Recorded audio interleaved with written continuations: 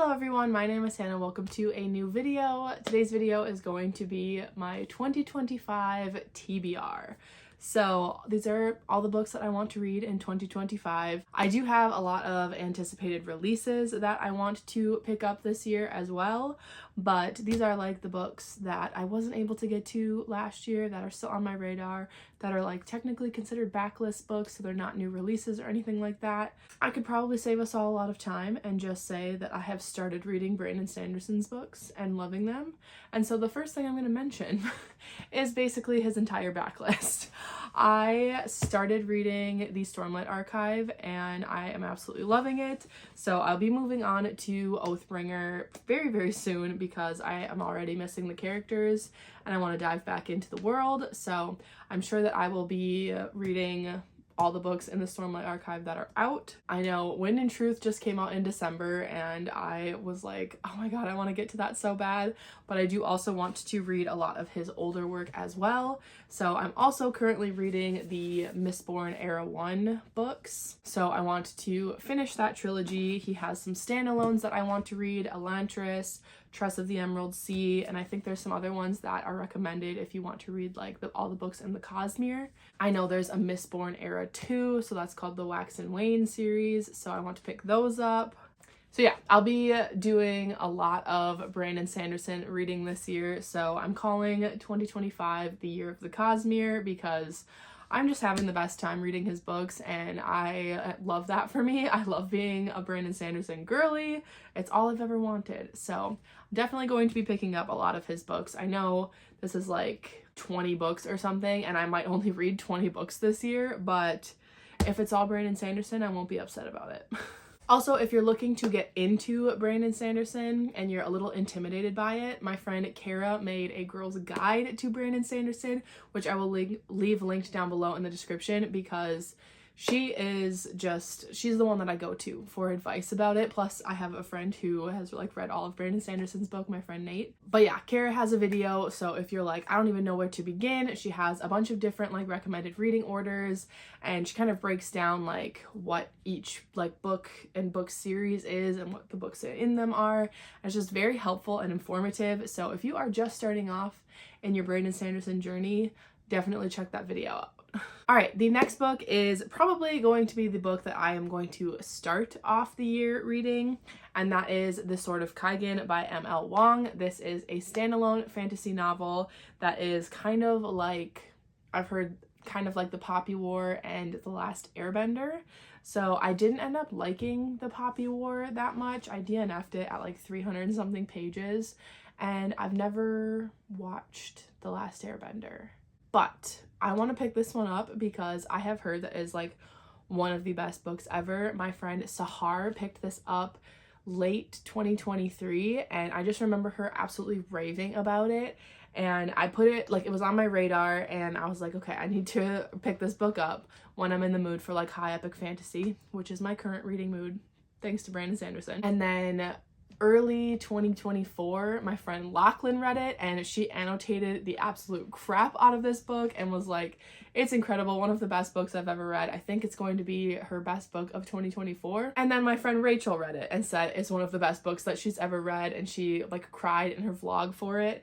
And so I just really want to read it. So I'm gonna be buddy reading this with Kara and Christina because of our friend group, we are the only ones who haven't read it yet. So we're like, you know what? We're gonna fix that. We're gonna start off the year with The Sword of Kaigen. So I'm gonna read this. I am really looking forward to it. I know very little about it.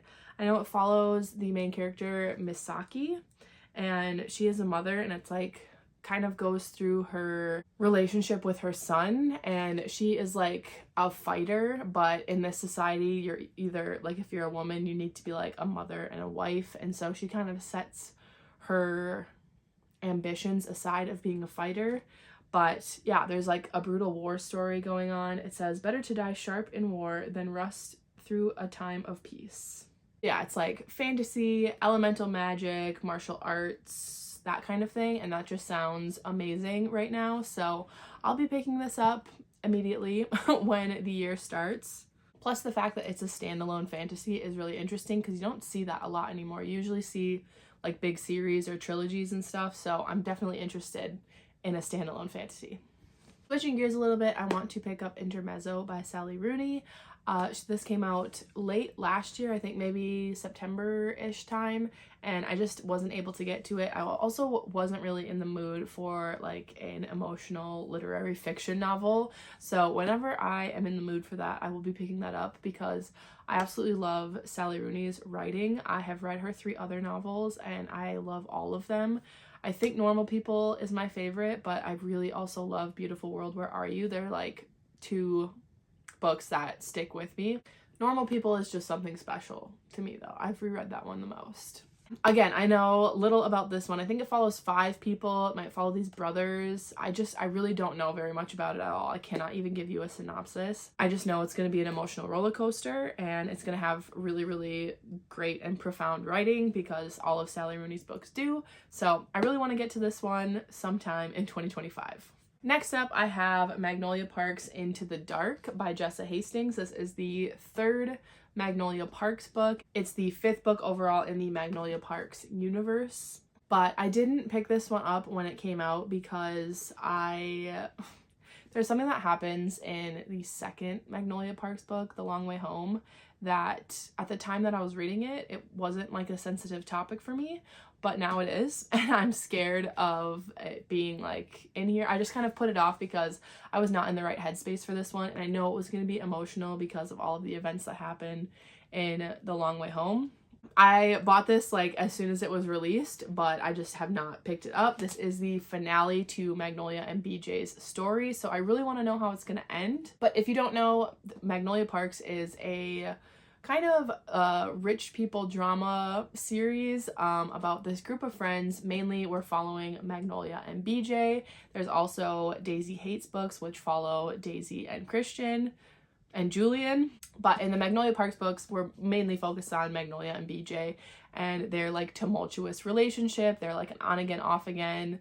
Something has happened in their past and it's pulled them apart, but they have this like really intense love for one another and they do things to hurt each other sometimes. Yeah, basically it is a love story. I wouldn't call it a romance, but it's like a lot of drama, very character driven, and you read it for the characters. There's this friend group that is very much the found family to a T, and Jessa's writing is so beautiful. I love it so much. I just remember reading Magnolia Parks for the first time and being like, I need to annotate, and that was one of the first books that I ever like really annotated, like how I annotate now, like highlighting and underlining and all this stuff. I'm finally ready to see how Magnolia and BJ's story is going to wrap up. Shifting back a little bit to fantasy, I have Kingdom of Claw by Demi Winters. This is the 2nd book in the Ashen series. So the 1st book is The Road of Bones, which is a Viking fantasy series with a touch of romance. It's a very slow burn, slow build romance. And I really liked the main character. I liked the writing in it. I was having a really good time with it. But I picked up the 2nd book. I didn't start it. I like bought it.